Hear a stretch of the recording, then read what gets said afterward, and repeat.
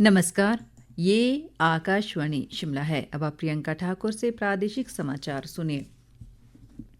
मुख्यमंत्री सुखविंदर सिंह सुक्खू आज शिमला के पीटरहॉफ में शिक्षा विभाग द्वारा आयोजित कार्यक्रम की अध्यक्षता करेंगे। इस दौरान वे शिक्षा विभाग में नवनियुक्त शिक्षकों को नियुक्ति पत्र प्रदान करेंगे और विभाग में समग्र शिक्षा कार्यक्रम के तहत विभिन्न पहलों का भी शुभारंभ करेंगे। कार्यक्रम में शिक्षा मंत्री रोहित ठाकुर विशेष अतिथि के रूप में भाग लेंगे। कार्यक्रम के दौरान मुख्यमंत्री शिक्षा विभाग में कई नई महत्वपूर्ण पहलों का शुभारंभ करेंगे। मुख्यमंत्री 5 सरकारी स्कूलों के छात्रों को जापान शैक्षिक यात्रा के लिए विदाई देंगे। शिक्षा मंत्री रोहित ठाकुर की अध्यक्षता में शिमला में शिक्षा विभाग और प्रदेश स्कूल शिक्षा बोर्ड के वरिष्ठ अधिकारियों की एक समीक्षा बैठक आयोजित की गई। इस दौरान शिक्षा मंत्री ने विभिन्न योजनाओं की प्रगति की समीक्षा और विभाग से संबंधित महत्वपूर्ण मामलों पर चर्चा की।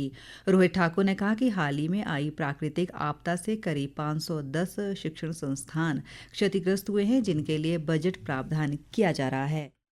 जो हमारे डिप्टी डायरेक्टर्स है भिन्न जिलों में नियुक्त है, उनकी भी एक अलग से मीटिंग होती है और उसमें ओवरऑल अपने डिपार्टमेंट का रिव्यू, एक धरातल की क्या जो हमारी पॉलिसी प्रोग्राम्स है और शिक्षा की क्या व्यवस्था, उसकी सही जानकारी प्राप्त होती है और आने वाले समय में जो हमने टारगेट अपने अधिकारियों को दिया है वो निश्चित समय अवधि में, चाहे प्रमोशंस के मैटर है, चाहे अन्य फंड्स, विशेषकर जो हमारा मंडी का ही लगभग 219 स्कूल के आसपास आपके प्रभावित हुए थे और पूरे प्रदेश में संख्या बढ़कर 500 से अधिक हो चुकी है, जो वर्तमान में जो आपका मानसून का दौर चला है तो उनके लिए भी पैसे का प्रावधान हो ताकि उसकी रिपेयर मेंटेनेंस उन स्कूल्स की। प्रदेश में मानसून की वर्षा से जहां राज्य में सामान्य जनजीवन प्रभावित हुआ है, वहीं पर्यटन कारोबार पर भी विपरीत असर पड़ा है। राज्य पर्यटन विकास निगम के प्रबंध निदेशक राजीव कुमार ने कहा कि सरकार पर्यटकों को आकर्षित करने के लिए कई कदम उठा रही है और 15 जुलाई से 12 सितंबर तक अपने होटलों की बुकिंग पर 20 से 40% तक डिस्काउंट का ऐलान किया है। किसी पर्यटक को परेशानी ना आए, इसके लिए सरकार प्रयास तो कर रही है, लेकिन सोशल मीडिया की वजह से एक छोटी सी न्यूज जो है एकदम से बहुत स्प्रेड हो जाती है। इस तरह का मैसेज चला जाता है कि जैसे पता नहीं पूरे प्रदेश में। इसके लिए हम जो पूरा प्रयास कर रहे हैं, हमारा डिस्काउंट पॉलिसी हमारी जैसे 15 जुलाई से शुरू हुई, जो कि 12 सितंबर तक चलेगी। पर्यटकों को आकर्षित करने के लिए प्रदेश सरकार है, टूरिज्म कारपोरेशन है, प्राइवेट सेक्टर, सारे के सारे जो प्रयास कर रहे हैं। Himachal Pradesh tourism stake holder association के अध्यक्ष मोहिंदर सेठ के मुताबिक प्रदेश में बादल फटने और लैंडस्लाइड की घटनाओं के चलते पर्यटकों ने प्रदेश में बुकिंग को रद्द कर दिया है। उन्होंने कहा कि ऑक्यूपेंसी घटने से पर्यटन कारोबार बुरी तरह प्रभावित हुआ है।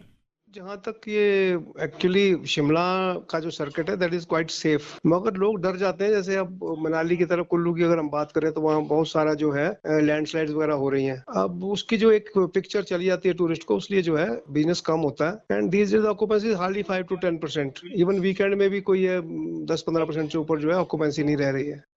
पूर्व मंत्री व जसवा प्रागपुर के विधायक विक्रम सिंह ठाकुर ने प्रदेश की कांग्रेस सरकार पर ऊना जिला के पेखुवेला सोलर पावर प्रोजेक्ट में भ्रष्टाचार के आरोप लगाए हैं। कांगड़ा जिला के ढलियारा में कल एक पत्रकार वार्ता के दौरान उन्होंने परियोजना में हुई अनियमितताओं का खुलासा करते हुए इसकी जांच सीबीआई या न्यायिक आयोग से करवाने की मांग की। विक्रम ठाकुर ने कहा कि ये परियोजना मात्र 15 दिन में तैयार की डीपीआर पर आधारित थी, जिसकी अनुमानित लागत करीब 100 करोड़ थी, लेकिन अब तक इस पर 240 करोड़ रुपए खर्च किए जा चुके हैं।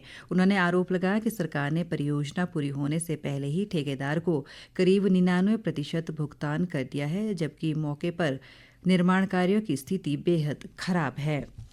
चंबा जिला के चुराहा विधानसभा क्षेत्र के भंजराडू चनवास शाहवा मार्ग पर पदरी के समीप कल देर रात एक गाड़ी के गहरी खाई में गिरने से एक परिवार के 4 लोगों सहित 6 की मृत्यु हो गई है। ये सभी भंजराडू क्षेत्र चनवास पंचायत के निवासी थे।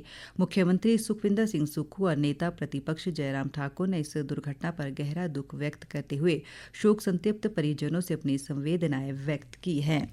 राजधानी शिमला से प्रदेश के अधिकांश भागों में मौसम आज आमतौर पर साफ बना हुआ है, जबकि कुछ इलाकों में बादल छाए हुए हैं। पिछले दिनों हुई मानसून की भारी वर्षा से अस्त व्यस्त जनजीवन को सामान्य बनाने के प्रयास जारी है। प्रदेश में भारी बारिश से हुए भूस्खलन जैसी घटनाओं से अभी तक प्रदेश में एक राष्ट्रीय उच्च मार्ग सहित 396 सड़कें अभी भी यातायात के लिए बंद है, जबकि 631 बिजली ट्रांसफार्मर और 182 पेयजल योजनाएं ठप पड़ी हैं। राज्य में वर्षा जनित घटनाओं में अब तक 202 लोगों की मृत्यु हो चुकी है, जबकि 37 अभी लापता है। मौसम विज्ञान केंद्र शिमला ने आज राज्य के शिमला, ऊना, बिलासपुर, कांगड़ा, सोलन और सिरमौर जिलों में बारिश का येलो अलर्ट जारी किया है। इसी के साथ ही समाचार बुलेटिन समाप्त हुआ। हमारा अगला बुलेटिन आप सुन सकते हैं दोपहर 3 बजे। नमस्कार।